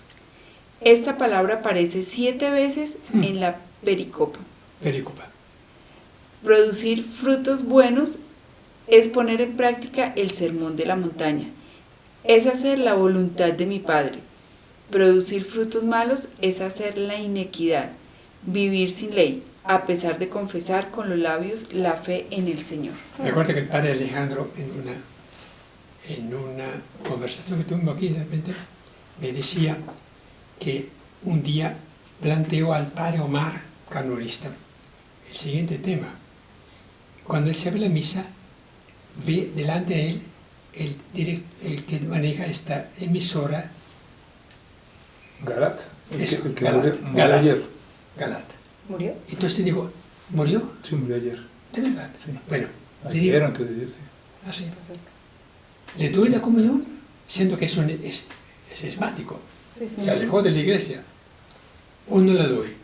Porque digo, ¿cómo hago yo un escándalo negar la comunión a una persona que todo el mundo sabe que es una persona que está fuera de la iglesia?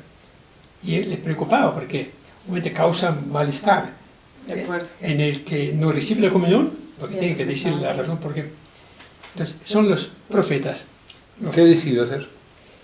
Él dio la comunión, pero planteó la cosa a una persona experta en... no, fue el padre Omar que contó esto, ¿no? No fue el padre Alejandro, que le preguntó a él. No nos dijo qué recomendación le haría, pero obviamente es un caso que le hace a uno temblar. ¿Qué hago yo con una persona que evidentemente es un pecador público o es una persona que niega la autoridad del Papa? Públicamente, sí. ¿Qué hago? ¿Le doy la comunión siendo que está fuera de la iglesia? Son situaciones Complejísimo. Difícil. disfrazados. Seguramente en cada diócesis hay personas que están más, que palabras, digamos, ¿cómo se dice? Que aparentemente son fieles, feligreses, son cristianos porque invocan a Dios, pero que su vida contradice lo que profesan. Así de siempre el problema a lo largo de todo. Pensemos solamente en los juicios contra las brujas en la Edad Media, contra los herejes, quemaban públicamente, como Juana de Arco, Giordano Bruno, etc. Los quemaban porque pensaban que eran personas que eran falsos profetas, según el criterio del Papa de ese tiempo, de los obispos, ¿no? La Inquisición, ¿no? Que hubo en España, también en Colombia. Sí. En Cartagena tenemos el edificio del Palacio de la Inquisición, Uy, sí. Sí. que era destinado a capturar a las personas que en el concepto de la autoridad eclesiástica eran falsos profetas. Difícil porque nos acaban de decir no juzguéis. Sí, O sea, es una medida muy, muy, muy compleja de, Sí, no es fácil. de tomar. Y otra vez, sin el espíritu, ni idea qué hacer en cada caso. El criterio que nos da, miremos miren a los frutos que da. Esto sí es fundamental. Esa es, yo creo que la parte más importante. Sí, claro. Exacto. Muy bien, sigamos. No todo el que me diga, Señor, Señor, entrarán al reino de Dios, sino el que cumpla la voluntad de mi Padre del cielo. Cuando llegue aquel día, muchos se dirán, Señor, Señor, ¿no hemos profetizado en tu nombre y en tu nombre hemos expulsado demonios? ¿No hemos hecho milagros en tu nombre? Y yo entonces les declararé, nunca os conocí. Apartados de mí, malhechores. Uno de los Palabra textos, de Dios. Te alabamos, Señor. uno de los textos más fuertes. Uy, sí. Toda una vida tratando de hacer, digamos, lo que humanamente uno piensa que es el bien, obra de caridad, apostolado, predicación, etcétera, etcétera, sacrificio, para que un día Jesús nos diga, yo no te conozco, aparte de mí. es lo peor que uno puede pensar, porque uno cree que por orar mucho, Señor, Señor, etc., y por hacer quién sabe cuántos otros actos de piedad, rezos, ritos, misas, etc., uno piensa que ya tiene comprado el cielo, pero si su vida no está conforme a su fe, a la fe al discurso de la montaña, corremos riesgo de que Jesús nos diga, sí, tú hiciste todo, exorcismo, milagros, rezos, misas, etc., pero No te conozco. nunca te conocí, nunca reconocí. Pero acá está el secreto, cumplir la voluntad de Dios. De Ser acuerdo. dóciles para poder entender cuál es la voluntad y hacer la voluntad. Si haces la voluntad, seguramente habrá errores, habrá tropiezos, todo, pero mientras se haga la voluntad de Dios, Pero si una persona en buena fe cree que está haciendo... Sí, ese discernimiento a veces ahí es, sí ya es Dios el que sabe en su es misericordia. sutil a veces, Sí. porque no es tan evidente a veces. No. ¿Qué hago? Hago esto, hago lo otro. Sí. Y uno lo pregunta al Señor y Sí. no me llega mensaje por WhatsApp, ni por correo, No, ni no, nada, no, no. sino que y no sé leerlo. Sí.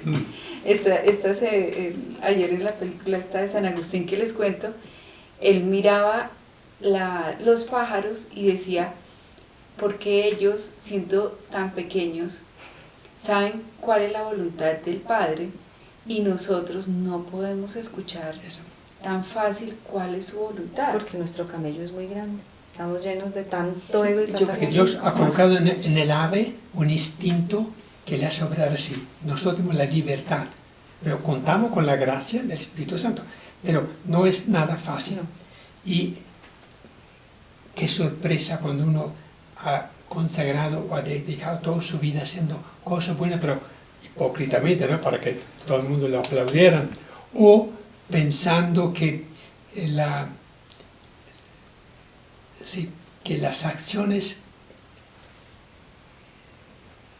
digamos, que públicas valen mucho más de que la verdadera práctica interior, encontrarse ante el tribunal de Dios que califica negativamente toda esta vida. Es terrible.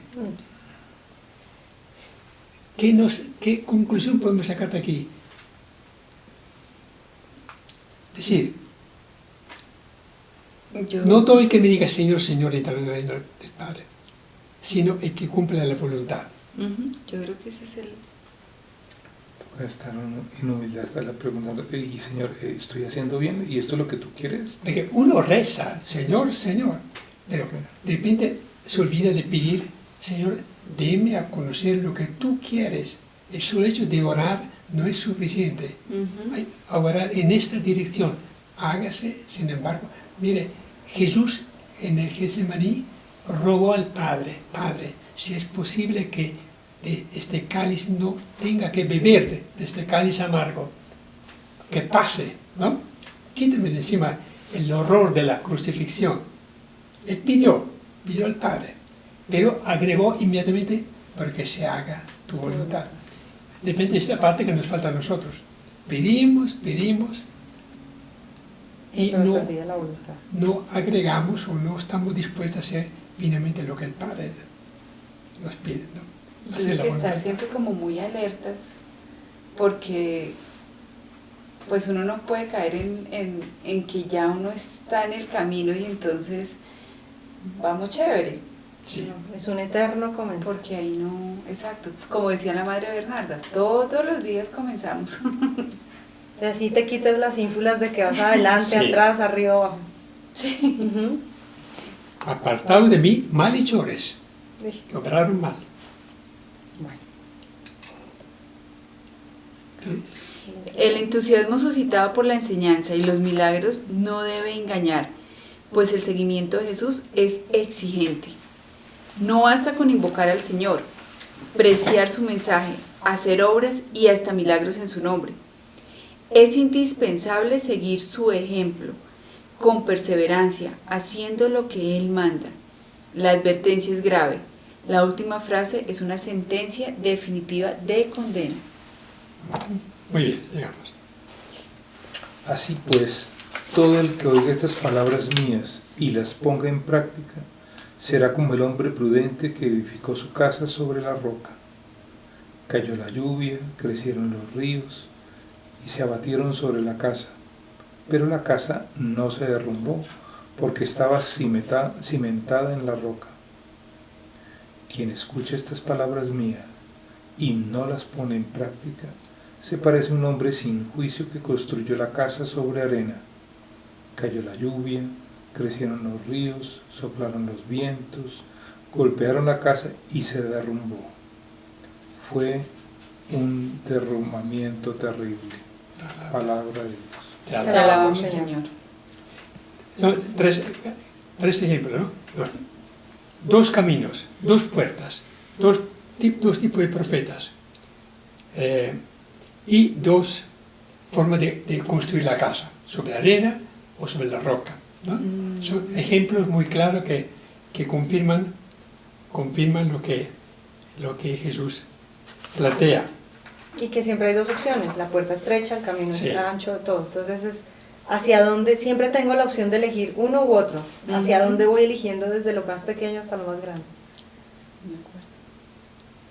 Mateo usa el género literario de la parábola que es tan elocuente que no necesita ninguna explicación.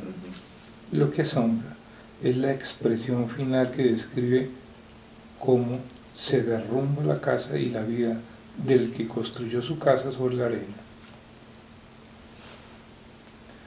En los Salmos encontramos frecuentemente la imagen de la roca. Nuestros amigos separados lo dirían, ¿no? La casa sobre la roca. Señor, mi roca y mi fortaleza, Dios mío, mi peña, mi refugio, mi fuerza salvadora. Entonces, la casa construida, Dios es nuestra morada, es construido sobre la peña, ¿no? Donde me puedo refugiar, que me abriga una fuerza salvadora, ¿no? Todo tiene relación con Dios es la defensa y la fuerza de quienes creen en Él y buscan su justicia. Este es el nombre que Jesús da a Pedro. Tú eres Pedro y sobre esta piedra edificaré mi iglesia. Muy bien. Entonces, ejemplos muy prácticos, y lo que me impresiona a mí son palabras concretas. Y la casa se derrumbó. Fue un derrumbamiento terrible. Cuando uno construye a lo largo de toda una vida un edificio que está cimentado sobre la arena,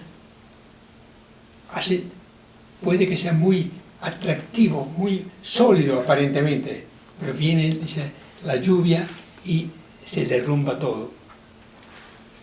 Hay toda una vida de esfuerzos para conseguir dinero, para construir una fortuna, una familia, para que luego, cuando cae la lluvia, cuando viene el momento de la prueba, se derrumba todo. Entonces, se derrumbó.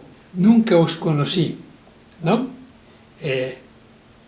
Los frutos serán cortados y echados al fuego. Sí, la parte final de cada uno de estos ejemplos nos induce a pensar que es un peligro grande tomar un camino o una puerta equivocada.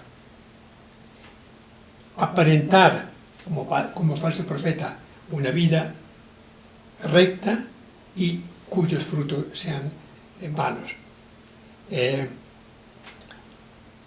Dedicar toda una vida a decir Señor, Señor, e invocar al Padre, siendo que la vida contradecía lo que decía en la oración. Y finalmente, construir una casa, toda una vida construyendo un edificio, ¿no? La vida propia, para que luego se derrumbe. Me impresiona mucho porque Jesús es muy claro, muy tajante en decir, mire qué riesgo que corren ustedes, que aunque aparentemente sean muy devotos, muy piadosos, pero la vida de ustedes no está conforme y yo los daré apartados de mí. Son textos muy fuertes, muy fuertes. ¿Qué pasa? Nosotros, ahora que terminamos con el último versículo, leemos con frecuencia el discurso de la montaña de Mateo. Y nos decimos, muy bonito, pero no lo tomamos tan en serio como Jesús mismo lo toma tan en serio con esta palabra, son muy fuertes, ¿no? Porque, ¿a qué se debe esto?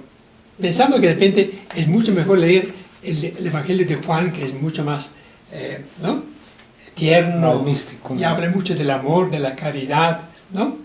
Y leímos los milagros, pero las parábolas nos encantan más, pero evitamos tomar en serio el discurso de la montaña porque es sumamente exigente. Leamos el último, para luego yo le voy a resumir el texto que les entregué. Versículo 28-29. Cuando Jesús terminó su discurso, la multitud estaba asombrada de su enseñanza, porque les enseñaba con autoridad, no como los letrados. Palabra de Dios. Te alabamos, Señor. También nosotros terminamos asombrados. Sí. Asombrados. Jesús en montaña, desde las bienaventuranzas hasta el último texto, el último versículo, es formidable, ¿no? Sea porque exige lo que nosotros no estamos de repente dispuestos a hacer, o porque tenemos miedo que nos pase el derrumbamiento total de nuestra casa. Dice acá, la conclusión del sermón aclara que los destinatarios no son solo los discípulos, sino también la gente. Yo les entregué un texto de Carlos Mesters, y hacerse un breve resumen, que me parece, que dice Carlos Mesters. Leyendo el discurso de montaña de M, ¿no?, tenemos la impresión de que Jesús lo pone todo patas para arriba. En las bienaventuranzas, Jesús promete la felicidad a los pobres, a los que lloran, a los perseguidos. Esto es lo contrario de lo que sucede en la realidad de ayer y de hoy. ¿No le parece? Sí, de acuerdo. Segundo, si el discurso de la montaña pretende conducirnos a la felicidad, ¿será fácil, factible? Por ejemplo, no deberíamos enfadarnos con nadie, ni insultar al hermano, no jurar nunca, no resistir a que nos abofetee, no preocuparnos por la comida y el vestido. ¿Es factible? No. Decimos, este es Un proceso largo. poesía. Tercero, encontramos que Lucas ofrece una versión bastante diferente del discurso moderno de Mateo. ¿Quién de los dos transmite la palabra verdadera del Señor? Entonces, son tres grandes preguntas. La primera, que la realidad contradice el discurso de montaña. Lo segundo, que no es factible. No insultar a una persona, siempre nos sale una palabra. Y tercero, que Lucas lo presenta en forma muy diferente. Entonces, en cuanto a la primera dificultad, que Jesús lo pone todo patas para arriba, esto no vale solo para el discurso de la montaña, sino para muchas otras cosas que dice Jesús. Por ejemplo, que los primeros serán los últimos, que hay que hacerse servidores de todos, que hay que perder la vida para poderla ganar, que los publicanos y prostitutas tendrán preferencia sobre los fariseos, que los justos para entrar en el reino de Dios, etc., ¿no? Bueno, lo que pasa es, con las enseñanzas del discurso de la montaña, es que estamos tan acostumbrados a leerlas sin tomarlas en serio, Sí, ahí está. ya que no creemos que sea necesario cuestionarnos sobre si las enseñanzas del discurso de la montaña son verdad o apenas imágenes o metáforas que no afectan nuestra vida. Si es verdad, sí, es verdad. Las palabras de Jesús en el discurso de la montaña no las hemos tomado en serio. De acuerdo. Respecto a la segunda dificultad, si el discurso de montaña es obligatorio cumplimiento, aquí viene el planteamiento. Ya terminamos. Qué lástima. Bueno, les recomiendo, lean esto y lo repasaremos de repente la próxima vez, antes de... Sí, porque vale la pena, está porque- muy bueno. Sí, eso. Sí, usted tiene el libro, lo puede leer con más completo. Pero es verdad, nosotros hemos dedicado 4 reuniones para leer el discurso de la montaña y terminamos pensando que lo que Jesús pide a nosotros es muy difícil, que además parece un poco diferente de lo que Lucas nos cuenta. En tercer lugar, que esto es para personas santas, para monjas y curas o religiosos, no para cristianos comunes y corrientes. Y entonces, vale la pena que lo leamos desde una perspectiva de fe. Si Jesús nos ha transmitido a través de su evangelista Mateo y Lucas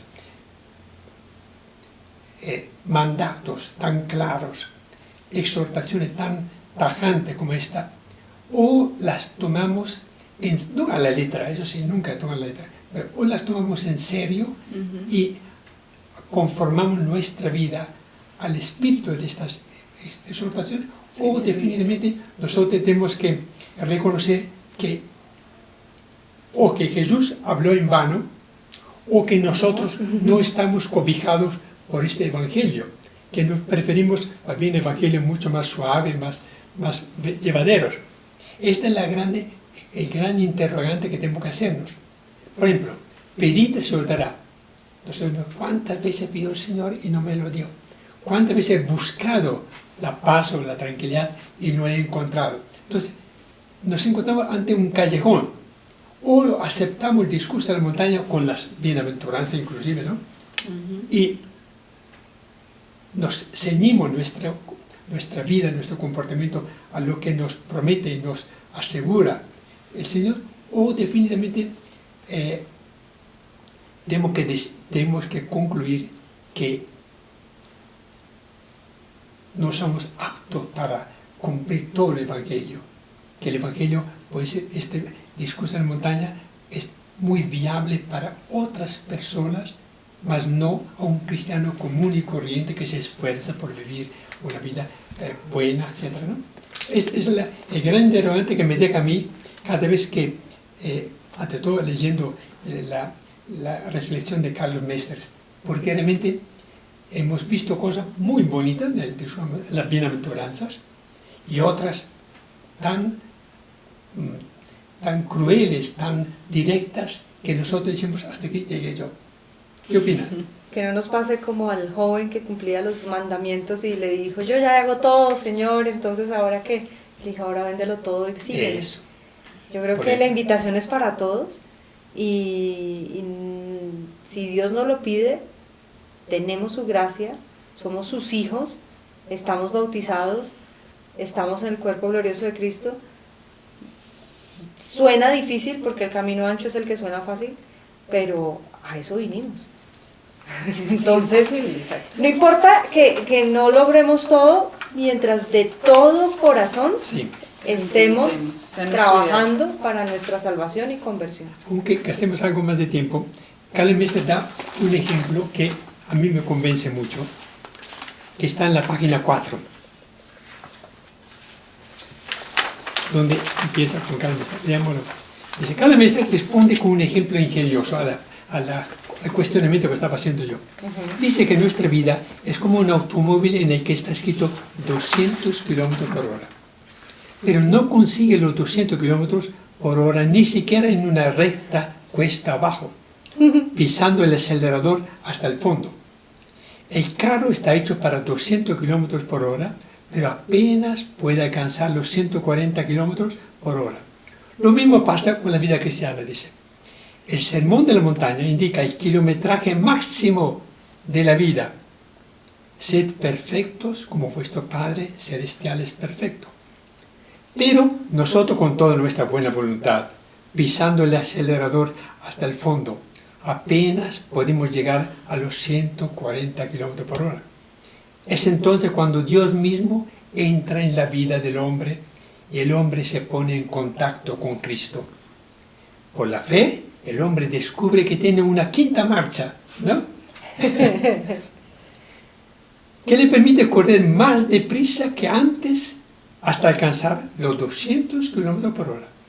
Creemos, esta es la conclusión, creemos que dentro de los hombres creyentes hay unas posibilidades y unas fuerzas dormidas que ni siquiera nosotros conocemos.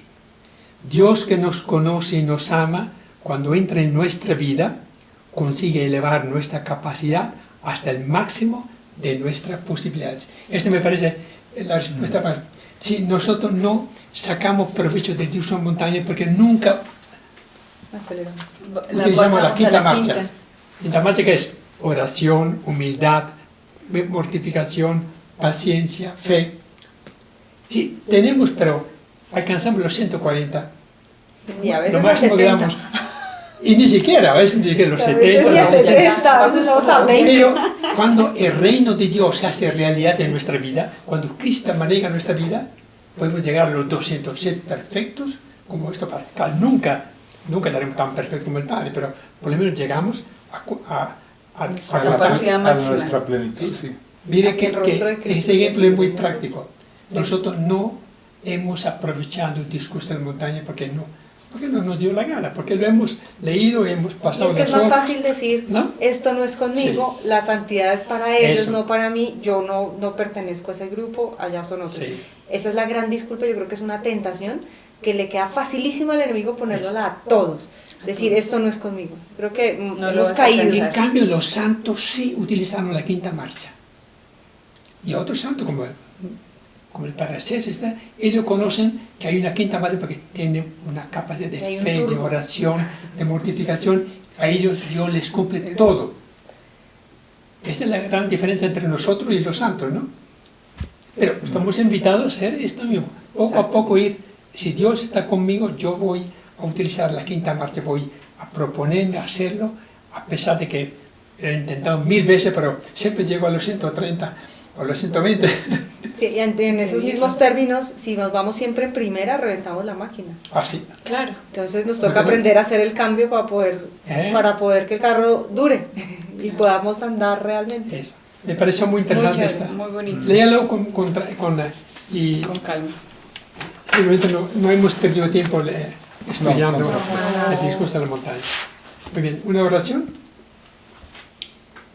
Señor Jesús, te ponemos esta noche en tus manos, nos ponemos en tu santísima presencia, Señor. Síguenos iluminando, síguenos mostrando el camino, síguenos gritando y hablando, Señor, y intentaremos disponer nuestros corazones, Señor, para hacer siempre tu voluntad. Padre nuestro que estás en el cielo, Santificado sea tu nombre. venga a nosotros tu reino. Hágase tu voluntad en la tierra como en el cielo. Danos hoy nuestro pan de cada día.